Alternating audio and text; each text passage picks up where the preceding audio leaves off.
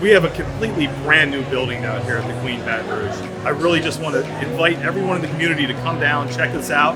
You will not be disappointed. I can tell already that the citizens of Baton Rouge who enjoy this type of entertainment will be definitely visiting the Queen. As somebody that lives here locally, this building has changed so much. The bar setup, the jumbo TVs, the big video board, it's going to be the place to watch sports in this area. And this property is just going to be a total game changer for the Baton Rouge market. To the official ribbon cutting and opening of the Queen Baton Rouge!